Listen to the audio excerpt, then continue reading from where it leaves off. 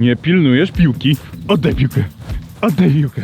Oddaj. Nie oddasz. Moi kochani, witam was bardzo serdecznie i ostatnimi czasy zdecydowanie rzadziej gadam do was tak 1 do 1 z ręki. W związku z czym chcę wam coś przekazać. Spontanicznie chwyciłem kamerę i teraz wam daję znać, że został ostatni tydzień, aby wejść do gry o Nissana GT-ra. Ostatnie 7 dni i faktem jest to, że kto nie gra, ten nie wygrywa. Jeżeli do tej pory na przykład nie miałeś szczęścia, nie wiem, w jakieś tam zdrabki, gry losowe, czy jakieś tam skreślanie liczb i mówisz, no to ja nie gram o Nissana, bo ja i tak nie wygrywam, to pamiętaj, że raczej w takich akcjach wygrywa się tylko raz w życiu. Co za tym idzie, kto nie gra, ten nie wygrywa, a wzięcie udziału to nic innego jak po prostu rachunek prawdopodobieństwa. Fura wyszła ponad 1,3 miliona złotych. Co za tym idzie, stawka jest naprawdę duża. Ostatnie 7 dni zapraszam was na www.famegtr.pl i dajcie sobie szansę, żeby zgarnąć naprawdę piękną furę, którą widzicie w tym momencie na przebitkach. A my rozpoczniemy sobie teraz materiał z Miami. Ostatni film z USA, ostatni film z Miami na Florydzie i film, który kończy się spotkaniem z gościem, który ma olbrzymi dystans do swojej osoby i olbrzymi dystans również do sytuacji, która go spotkała, a mianowicie widz mój, który spotkał się ze mną na drugim końcu świata i jeździ na wózku inwalidzkim, a jego marzeniem było, aby przejechać się takim McLarenem. Co za tym idzie, zapraszam was na materiał, zapraszam was również na stronę internetową famegtr.pl. Ostatni tydzień krótszej niż zwykle akcji, albowiem ta trwała tylko i wyłącznie 3 tygodnie. Zaczynajmy więc. No i jeszcze na sam koniec chciałem wspomnieć, jak wygrasz Nissana i weźmiesz udział w filmie z wydania, to ode mnie dostajesz 30 000 złotych na rękę wynagrodzenia. Co za tym idzie, możesz to wydać na wszystko, co związane z eksploatacją, jeżeli martwisz się, że na ten samochód nie będzie cię stać. Opony, paliwo, a może chcesz pojechać na wakacje czy ciuchy, to tylko i wyłącznie twoja sprawa, bo to twoja kasa. Teraz intro.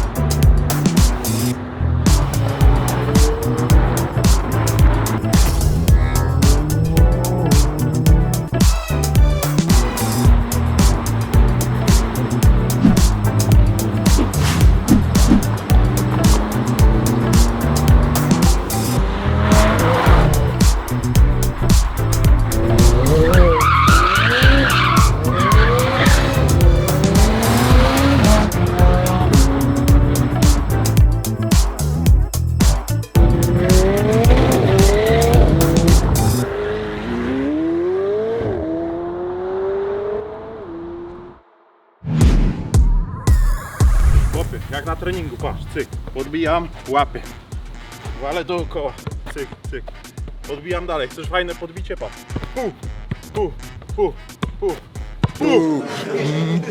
leci w basen, jest z nami również ten przystojniak, patrzcie go, patrz, goń go,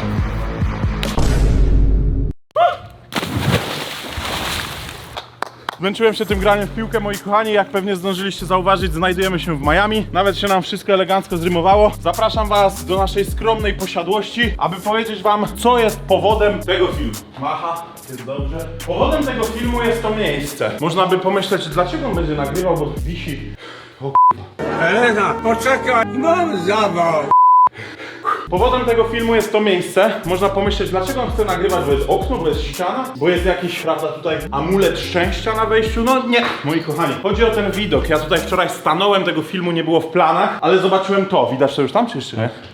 Widać, patrz. Zobaczcie, jak ten McLaren idealnie się wpisuje w to amerykańskie okno. I teraz taki typowy filmowy fragment. Chodź, patrz, ty. Teraz ja robię tak. I teraz ta. Widzisz go? A widzicie to?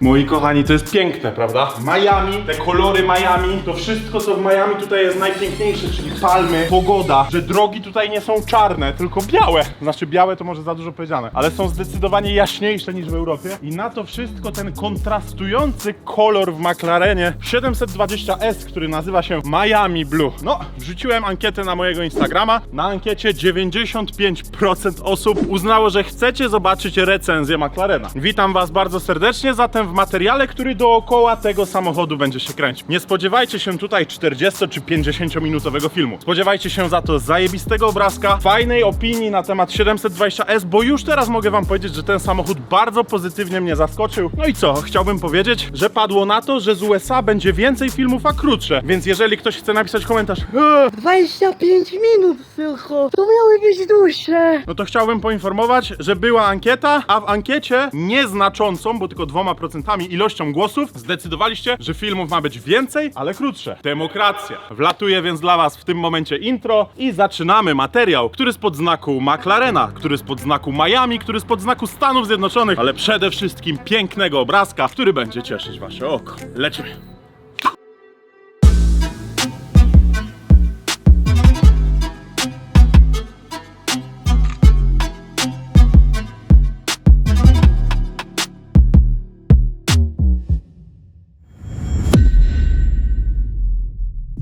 Na samym wstępie chciałbym powiedzieć, że wszystko, co usłyszycie w tym materiale, jeżeli chodzi o moją opinię na temat McLarena, to tylko i wyłącznie moja subiektywna opinia, a co za tym idzie, każdy z was może mieć ją totalnie w dupie. Moi kochani, dodatkowo chciałbym poinformować, że ten samochód to nie jest żadna prasówka McLarena, tylko samochód, który wynająłem, co za tym idzie, możemy mówić na temat tego auta totalnie, co nam się podoba i szczerze, co na temat tego sprzętu uważamy. Dodatkowo chciałbym wam powiedzieć, że takie auto, to w ramach ciekawostki, w Miami kosztuje $2100 za dobę. Mi udało się wyrwać za $1700 doba, ze względu na to, że zdecydowałem się na wynajem na 3 dni. Mówię wam o tym, gdyby ktoś z was po prostu chciał przyjechać do Miami i się takim pobujać. Nie mówię z jakiej wypożyczalni, bo ten kanał to nie jest żaden słup ogłoszeniowy, ani ogłoszenia duszpasterskie. Nie będziemy tutaj wrzucać reklamy co sekundę. Pierwsze natomiast, co bardzo pozytywnie zaskoczyło mnie w McLarenie, to to, że funkcja Spider, czyli otwierania dachu i zamykania, działa z kluczyka. Ale to jest bardzo ważne, ponieważ w wielu Spiderach działa tylko i wyłącznie zamykanie, a tutaj również otwieranie.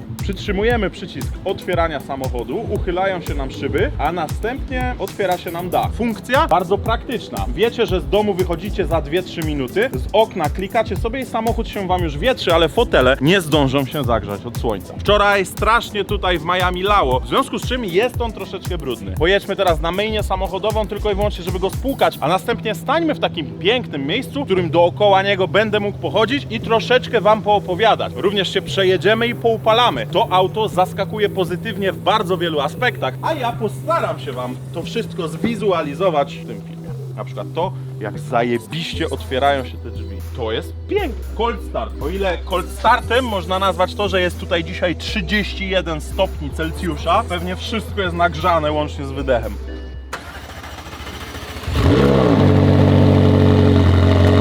W sumie całkiem spoko. Zakładam czapkę, bo mi łysinę spali. Kakuj na prawy fotel i lecimy.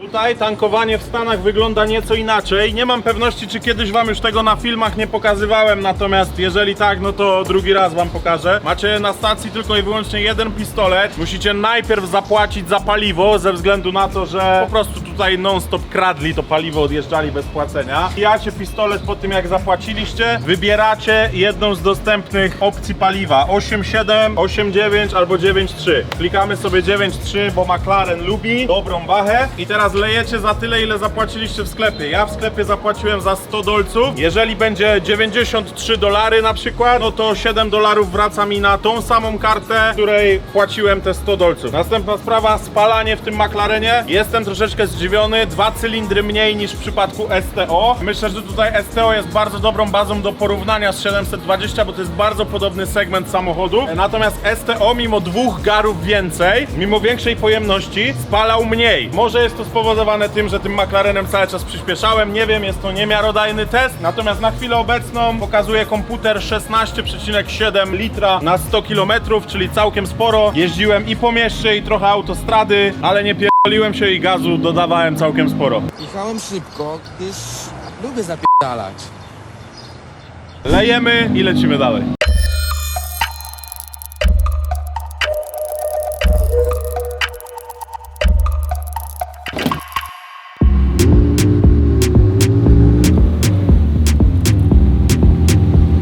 Od razu wam pokażę, jak ten samochód prezentuje się najlepiej. Znaleźliśmy ładną miejscówkę. Jesteśmy na wjeździe na taką olbrzymią wyspę, na której jest wielkie pole golfowe, natomiast tutaj jest cała panorama Miami za moimi plecami. A ja już teraz pokażę wam, jak ten samochód najlepiej się prezentuje i z której perspektywy. Chodź tutaj z kamerą i myślę, że teraz chodź. O, właśnie tak. To jest McLaren 720S w pełnej okazałości i tak jak powiedziałem na samym rozpoczęciu tego materiału, bardzo pozytywnie ten samochód mnie zaskoczył. Chodźcie, bo jak otworzyliśmy drzwi do góry, to odsłoniło nam się coś pięknego, czego wcześniej po prostu nie zauważyłem. Zobaczcie, tu jest cały monokok wykonany z karbonu, dodatkowo z forged karbonu, z tego sprasowanego, suchego, nie został on polakierowany lakierem bezbarwnym, bardzo ładnie to wygląda. Wcześniej na to nie zwróciłem uwagi. Ten samochód najbardziej pozytywnie zaskoczył mnie wewnątrz, bardzo dużo fajnych ciekawostek technicznych, bardzo dużo fajnych rozwiązań i muszę przyznać, że wewnątrz Huracanowi STO brakuje bardzo dużo fajnych rzeczy, które tutaj w McLarenie za bardzo podobne, a nawet relatywnie mniejsze pieniądze zostały zastosowane. Natomiast jeżeli chodzi o wnętrze tego auta, będziemy mieli jeszcze okazję porozmawiać. Wsiądziemy do środka, przejedziemy się po Miami, wrzucimy też GoPro na głowę, żeby wam pokazać ten look, jak między tymi palmami się tutaj właśnie śmiga w tym 30-stopniowym upale, chociaż podobno za chwilę ma zacząć padać deszcz. Wracając natomiast do 720, moi kochani, ten samochód z zewnątrz, moim zdaniem, tak jak powiedziałem, to jest tylko i wyłącznie moje subiektywne zdanie, nie dorasta do pięt Huracanowi w wersji STO. Jeżeli chodzi o zwykłego Huracana, tego przed liftem, albo o Evo, no tam powiedzmy, że to już są kwestia gustów, guścików. W przypadku 720 porównywanej do STO brakuje nam tutaj naprawdę bardzo dużo, jeżeli chodzi o agresję. Gdybym miał porównać co jest co, to powiedziałbym tak, 720S to bardzo szybki samochód, to samochód, który wręcz mówi, ja nie muszę niczego udowadniać. Mam 720 koni mechanicznych, 770 Nm obrotowego, 4-litrową V8 na 2 turbinach. Jestem bardzo szybki, nie muszę o tym mówić z zewnątrz. Natomiast STO to taki troszeczkę napakowany małolat. Chodzi na siłownię i wszędzie chodzi w bezrękawniku, odsłonięte muskuły, ramiona, barki, przedramiona i tak dalej. To są takie napompowane cechy STO, których tutaj nie widać. Ten samochód natomiast na przykład podnosi drzwi do góry. Do tego wszystkiego w sposób bardzo agresywny. Zobaczcie od frontu, te drzwi są podnoszone do góry, a dodatkowo jeszcze w bok. W związku z czym w momencie, kiedy są podniesione, mamy takie gigantyczne skrzydła ułożone jakby poprzecznie do linii całego samochodu. Moim zdaniem one podnoszą się zdecydowanie bardziej agresywnie niż na przykład w przypadku Aventadora, który jest samochodem teoretycznie półkę wyższym. Da się zrobić 720 na naprawdę totalnego kota. Wystarczy dołożyć tutaj kilka fajnych pakietów karbonowych, wystarczy ten samochód położyć na glebie, wystarczy dorzucić fajne koła. Uważam, że w tej konkretnie wersji, chodźcie bliżej, pokażę wam coś, to jest totalny kasztan. Po pierwsze, w ogóle srebrne tutaj nie pasuje, a po drugie zobaczcie, jak bardzo to koło jest schowane. Gdybyśmy założyli tutaj nawet 19-calową, tak jak seria, felgę, ale jakiś ładny wzór czarną, dodatkowo z innym osadzeniem, żeby ona nam troszeczkę to auto napompowała zarówno z przodu, jak i z tyłu, no to mielibyśmy już kota. Do tego wszystkiego moglibyśmy dorzucić jeszcze parę pakiecików karbonowych, żeby ten samochód jeszcze bardziej szedł nam po ziemi. Dorzucilibyśmy do tego wydech, który po pierwsze powinien drzeć papę, po drugie powinien nam pomóc dorzucić jeszcze program, żebyśmy mieli tutaj w okolicach 800 koni mechanicznych, bo 720S jest możliwy do wykrzesania na 800+ samym programem i wydechem. Ale dodatkowo wydech uważam, że w tym samochodzie, zobaczcie to z bliska, z tej perspektywy mniej więcej, jest zdecydowanie za mały. Jakby ten otwór na wydech jest naprawdę duży, gdyby tutaj dorzucić dorzucić taką lufę na tył, no to mielibyśmy naprawdę groźny samochód z tyłu. Skrzydełko, które jest tutaj, no według mnie nawet w momencie, kiedy się otworzy, jest totalnie bez podjazdu do STO. Jest to skrzydełko, które podnosi się mniej więcej do tej wysokości, widzicie to w tym momencie na przebitkach, natomiast w STO bardzo agresywne, bardzo mocno zarysowane, poza tym statyczne skrzydło, które moim zdaniem wygląda tutaj znacznie lepiej. Bardzo fajny kolor tego McLarena się nam trafił, tak jak mówiłem, zajebiście to wygląda w połączeniu z tym, jakie mamy tutaj słoneczko, jak mamy palmy, jakie mamy widoki i też wcześniej moglibyście pomyśleć, co on pierdoli, jaki w ogóle jasny kolor asfaltu, przecież to nie ma nic do rzeczy. Otóż moi kochani, chciałbym wam wytłumaczyć, że to ma bardzo dużo do rzeczy, ze względu na to, że zobaczcie, ten asfalt tutaj jest zdecydowanie jaśniejszy niż te ciemne asfalty u nas w Polsce. Wiadomo, że taki też momentami da się w Polsce znaleźć, ale to, co wy widzicie w tym momencie na przebitkach, jak to auto jedzie po tym jasnym asfalcie, to właśnie powoduje ten kontrast, dla którego amerykańskie obrazki często wyglądają znacznie lepiej niż te europejskie. Czy samochód się wam z zewnątrz podoba, czy nie, to tylko i wyłącznie kwestia gustów i guścików. Według mnie, podsumowując i ku końcowi, trzeba dorzucić tutaj naprawdę spory worek pieniędzy, żeby to auto z zewnątrz było tak agresywne jak Huracan STO. Ale czy ktoś kupując McLarena chce, żeby ten samochód był tak samo agresywny jak STO? Na to pytanie musi odpowiedzieć sobie osoba, która stawia na właśnie taki wóz. Ja jestem jeszcze młody, mam dopiero 24 lata, w związku z czym, gdybym taką 720 kupił, musiałbym dorzucić ten worek pieniędzy, żebym był zadowolony. Albo musiałbym dorzucić worek pieniędzy już na start i nie kupić 720, tylko 765 LT. Ale wtedy idziemy już półkę wyżej. Zapraszam was teraz, moi kochani, do środka McLarena, z uwagi na to, że to, co pogadaliśmy sobie z zewnątrz, to jedno, ale ten samochód najbardziej zaskakuje w środku. Po pierwsze designem, a po drugie rozwiązaniami technicznymi, no i po trzecie feelingiem z jazdy, który naprawdę jest tutaj na bardzo wysokim poziomie. Patrz, od razu teraz jakiś taki wykastrowany jest. Pokaż go z tej samej perspektywy, co tam był. Jak z drzwi ma zamknięte. Od razu tak trochę gorzej. Inne auto. No inne. No właśnie te drzwi do góry to jest k***a coś, czego mi w Huracanie brakuje. W Lamborghini niestety jest tak. Albo masz dwa sprzęgła i się fajnie jeździ, ale nie masz drzwi do góry, albo masz drzwi do góry, masz jedno sprzęgło i jeździsz jak na taczce. O, tu jest spoko, nie? Patrz, w ogóle ta pozycja za kierownicą to jest taki k***a bolid trochę, ja trochę leżę, nie? Teraz widać, nie? Do tego wszystkiego mam strasznie dużo miejsca nad głową, nawet jak ten dach się zamknie, to on idzie tędy. Zobaczcie, ja tu jeszcze spokojnie bym wszedł w kasku i jeszcze oprócz tego miałbym miejsce nad głową. Rozwiązań technicznych w środku jest tutaj naprawdę bardzo dużo, ale myślę, że teraz dla was powinien wlecieć taki przerywniczek, jak to auto sobie bangla po tych tutaj majamskich drogach, ze względu na to, że to bardzo cieszy oko, a ja nie chcę was zanudzać gadką, chcę, żeby było zajebiście, żeby się to fajnie oglądało i żebyście po prostu jakby doświadczyli tego, co ja mogę doświadczyć tutaj za kierownicą.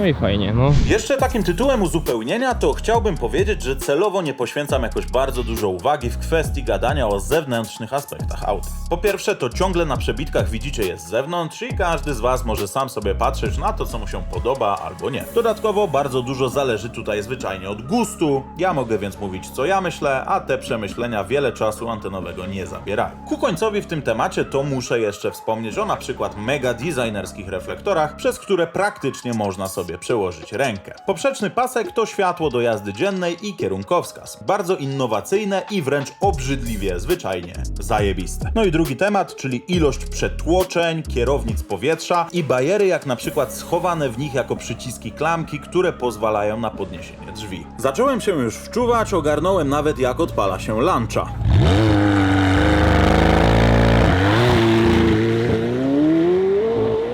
A jak się okazało, zaraz zresztą wam pokażę, nie jest to taka prosta sprawa. Zacząłem układać sobie w głowie plan, o jakich najfajniejszych tematach chcę wam przewinąć, ale Miami okazuje się nie być łaskawe. Wybiła godzina 15, zaczęły się więc tak obrzydliwie gęste korki, że do praktycznie 19-20 godziny nic, tylko bym stał i gadał do was, czekając na zielone. Z uwagi na to, że korki do fascynujących nie należą, poczekaliśmy do kolejnego dnia.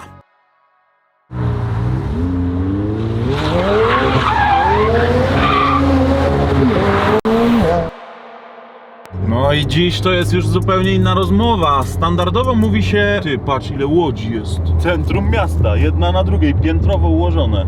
No i to jest właśnie tutaj piękne. Standardowo mówi się okienko pogodowe, my mówimy okienko korkowe. Ze względu na to, że pogoda raczej jakoś bardzo tutaj nie zaskakuje, ale jedyna opcja poruszania się bez korków w Miami to jest między godziną 11 a godziną 15. Później stoisz w korkach już właściwie do samego wieczora, bardzo często nawet w 4-pasmowych korkach, w związku z czym wczoraj nie udało się już niczego specjalnego nagrać, ale dzisiaj jest godzina 11, a przed nami cały dzień. Chciałbym teraz pomówić troszeczkę o wnętrzu tego samochodu, bo uważam, że ono w tym McLarenie zasługuje na najwięcej uwagi, ponieważ najbardziej mnie zaskoczyło. Pomijając fakt tego, że naprawdę nieźle wszystko jest tutaj wykonane, że to naprawdę nam nie skrzypi, że mamy wszystko uzbrojone w Alcantarę, że można docenić dodatkowo takie rzeczy jak to, że mamy pomarańczową nić, która pasuje nam do pomarańczowych wstawek skórzanych, które pasują nam nawet do pomarańczowych wstawek na wyświetlaczu czy na obrotomierzu. To pomijając to wszystko, jest tutaj wiele aspektów stricte sportowych, które w przypadku 720 należy docenić. Już teraz pokażę Wam, że tutaj pozycja w tym samochodzie jest naprawdę bardzo sportowa. Gdybym do tego był troszeczkę niższy, przypuśćmy zamiast 190 to 180 cm wzrostu, to leżałbym tutaj jeszcze bardziej, ale i tak powiem Wam, że jest całkiem nieźle. Na plecach, a właściwie to nawet na dupie, bardzo czuję ten samochód. Pozycja, bardziej niż do jazdy samochodem, jest tutaj zbliżona do jazdy bolidem Formuły 1. I myślę, że idealnie wizualizuje to obrazek, który możecie zobaczyć tutaj na wyświetlaczu. To jest obrazek, który ma jakby, wiecie, no klikacie sobie i teraz Wam wieje na nogi, teraz wieje na szybę, teraz na twarz nie wieje i zobaczcie, jak ta postać tutaj rzeczywiście leży. Oprócz tego bardzo fajny smaczek, a takich smaczków w McLarenie nie brakuje, a mianowicie postać od wybierania tego klimatronika jest ubrana w kask, jakby jeździła po torze. Jeżeli chodzi o cały ten aspekt sportowy w McLarenie, to uważam, że niektórymi rzeczami jednak troszeczkę na przykład przesadzili, bo pamiętajcie, że to jest samochód przeznaczony do jazdy po drogach, a nie tylko i wyłącznie po torze. Mianowicie kierownica. Jest ok,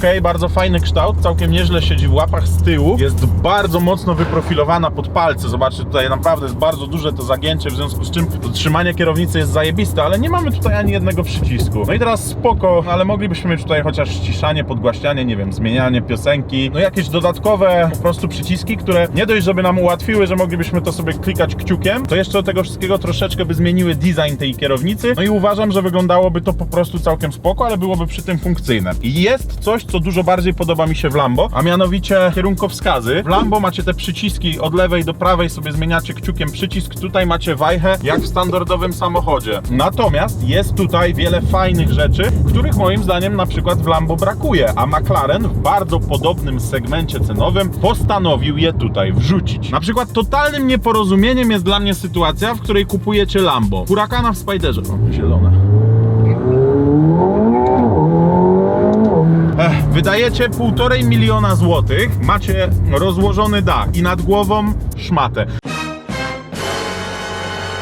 Okej, ze złożonym dachem Spider wygląda zajebiście, agresywnie, fajnie, bardzo mi się podobają, ale sytuacja, w której rozkładasz ten dach, bo nie wiem, jest za gorąco, za zimno, pada deszcz, a może po prostu masz taką ochotę, a nad głową szmaciany normalnie dach, uważam, że w samochodzie, w tym segmencie za takie pieniądze, to jest wręcz wstyd. Tutaj gigantyczny plus dla McLarena. Zobaczcie, po pierwsze macie dach, który rozkłada się Wam w 11 sekund, to tyle, ile ten samochód robi na ćwiartkę. Po drugie macie twardy dach, po trzecie macie 2 w 1, bo do tego wszystkiego macie jeszcze szklany dach. No i teraz tak, możecie sobie teraz pomyśleć, okej, no masz szklany dach cały, no to tak jakbyś jechał w odsłoniętym, słońce wali, no to też ci weźmie i opali, na przykład jak masz taki łysy łeb jak ja. I tutaj McLaren przyszedł z czymś naprawdę, co mnie bardzo pozytywnie zaskoczyło i o istnieniu czego wcześniej w samochodach nie miałem pojęcia. Wcześniej widywałem to tylko i wyłącznie w samolotach, a mianowicie, patrzcie, jeden guziczek,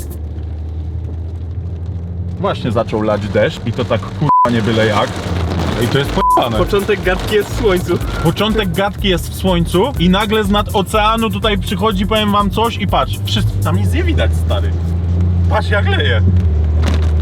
Ale oprócz tego McLaren ma jeszcze więcej fajnych udogodnień. W samochodach takich sportowych bardzo często mówi się, tyle dałeś, ty no k***a jak leje, no. Wracając jednak do myśli, to bardzo często mówi się, tyle dałeś, a nawet fotelem masz na wajchę. No ja w swoim starym BMW mam elektryczne. No i tutaj McLaren się rzeczywiście popisał, bo nie dość, że są elektryczne, to jeszcze do tego wszystkiego mają 2 ustawienia pamięci, więc są fotele elektryczne i fotele z pamięcią. Uważam, że McLaren, podkreślam, w zastosowaniach wygody i takich multimediów pokonał Lambo. Ja to powiedziałem teraz tu, na tym materiale. Niewiarygodne. Wiecie czemu? Bo teraz sobie klikam, przestało k***a padać, rozumiecie? I cyk. Mam normalnie jasny dach. A kliknę se i mam ciemny. Jak w samolocie. Fajnie. Zróbmy teraz tak. Założę GoPro i przejadę się z wami tak troszeczkę bardziej agresywnie. Posłuchacie sobie dźwięków 720 i opowiem wam o tym wyświetlaczu, bo już wam teraz pokażę. Patrzcie. Klikam jeden guzik i dzieje się tak. Dojebane to jest.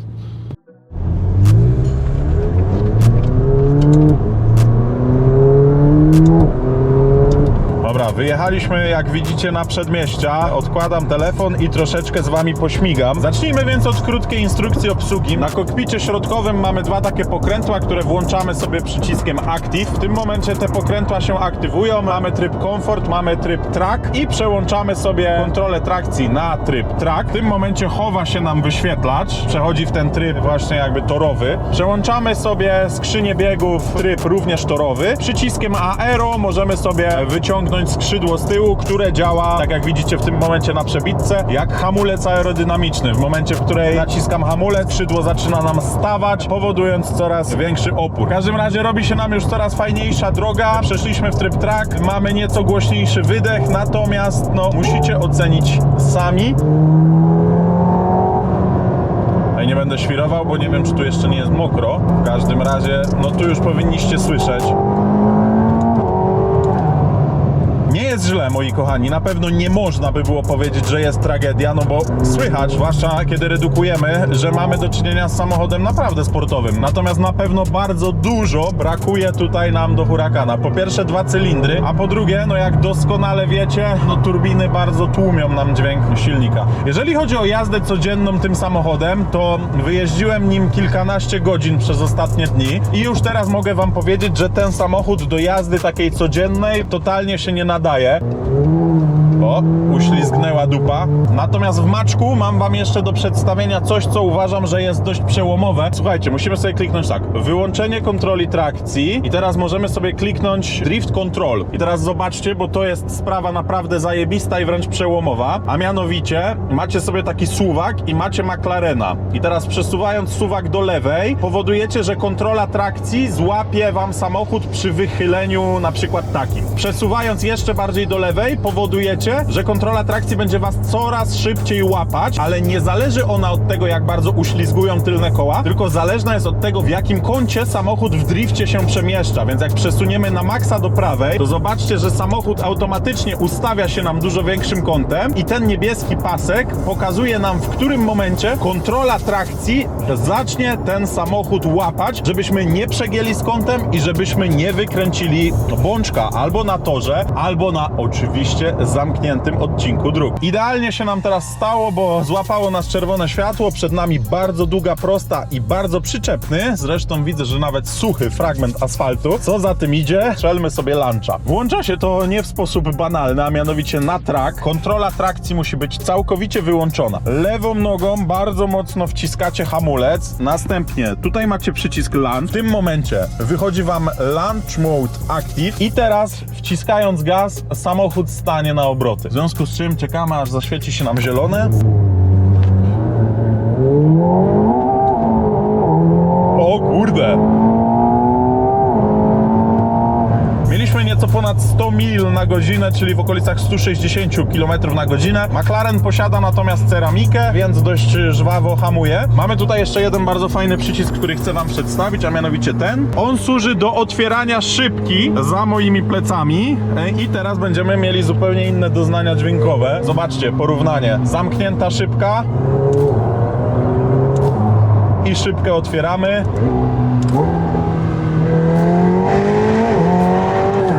Zdecydowanie mocniej słychać to, co dzieje się za naszymi plecami, a powiem wam, że te świstaki brzmią całkiem nieźle i spulują do tego wszystkiego całkiem nieźle.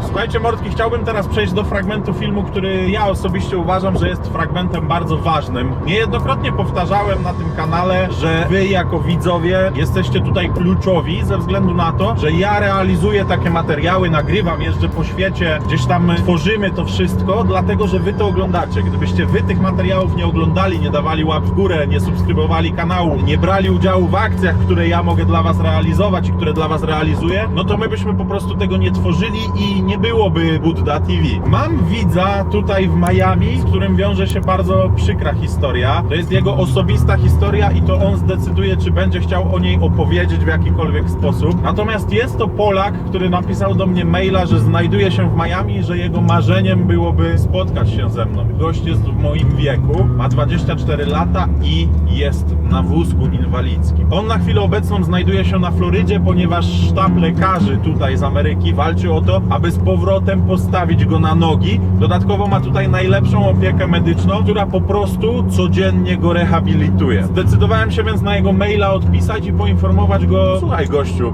akurat taka sprawa, mam McLarena 720S. Może chciałbyś się przejechać, jeżeli nie ma żadnych przeciwwskazań. Odpisał mi on, że nie ma żadnych przeciwwskazań, żeby sportowym samochodem wsiadł. Mało tego wszystkiego, ma nam coś do opowiedzenia. Chciałbym więc teraz rozpocząć fragment filmu, który poświęcony mojemu widzowi, który przemieszcza się na wózku inwalidzkim, i mam nadzieję, że chociaż troszeczkę osłodzę mu dzień, spotykając się z nim i śmigając z nim McLarenem.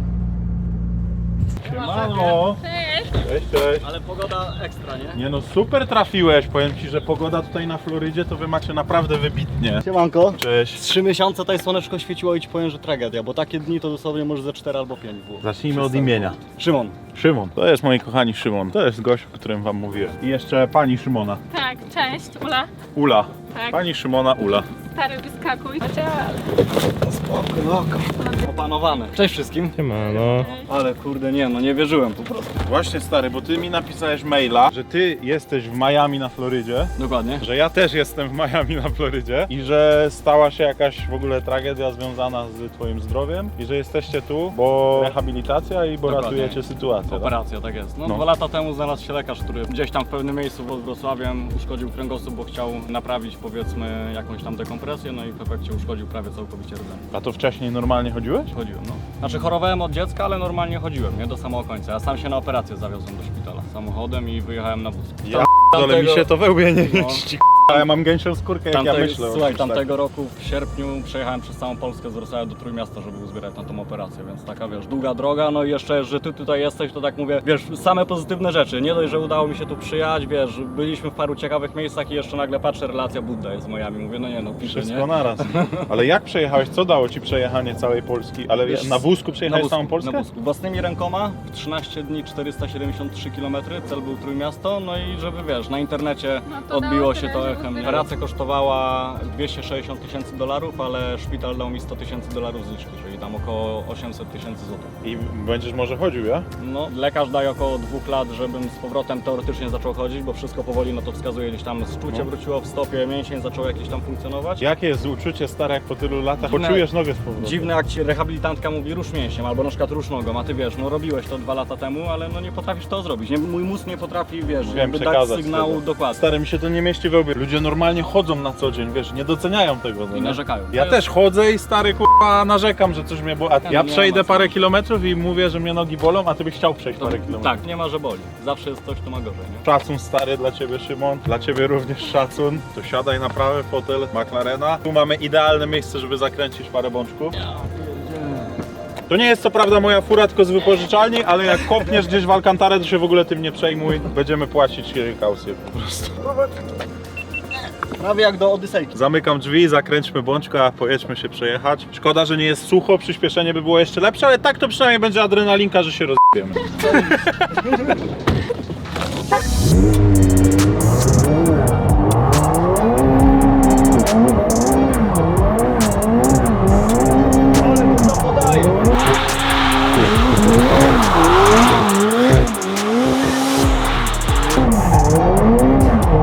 Jak to podaje? Jest git? O kurwa. Dobra, jedźmy na drogę. O człowieku.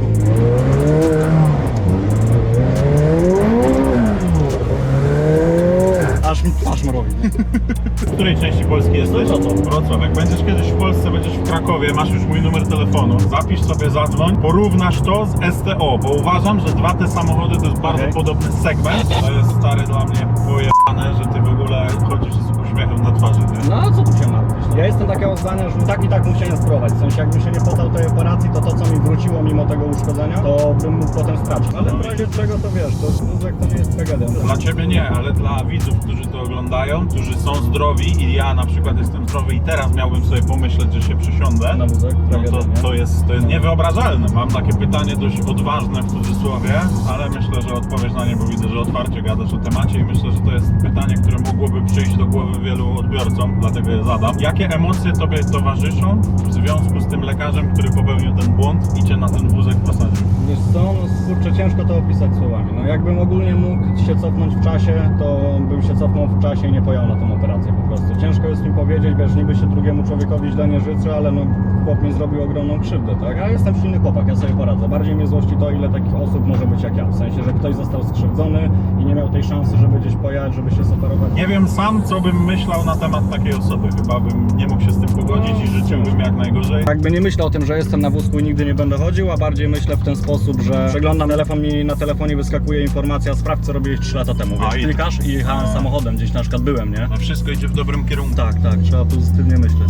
Wrócimy sobie tu, mamy tu fragment suchego asfaltu i myślę, że to jest stare, dobre miejsce, żeby co zrobić? Przyspieszenie? No luncha jemy, Tak? No to dawaj. Tu lunch jest, powiem ci, dobry w tym samochodzie. Jo, 2,9 sekundy do setki. Cyk, lewa na hamulec, procedura lunch, full throttle. No to leci, nie?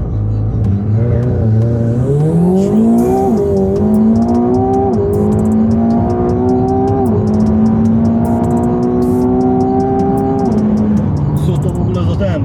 Wiesz, ja mam nogi niewładne i jak patrzysz się na nogi, ty przyspieszasz, a mi noga pół. A, no tak, ty nie masz jak w chacie i do przodu. Z rolki też jest całkiem żwawy. Uważam, że akurat z rolki S100 jest szybsze. Dobra. Natomiast 4,5 tysiąca obrotów, napompujemy trochę turbinę.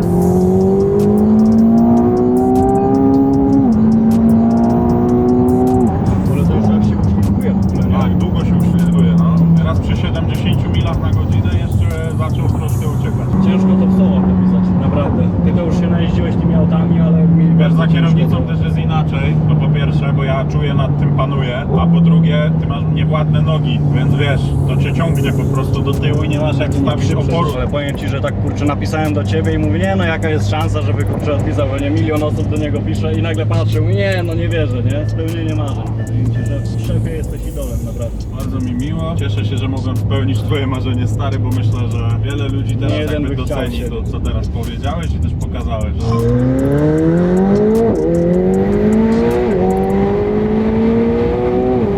Zupełnie inaczej też teraz dźwięk, nie? Słuchaj, tak, z tej komory daje swoje, Jezu, jak on pięknie strzela jeszcze.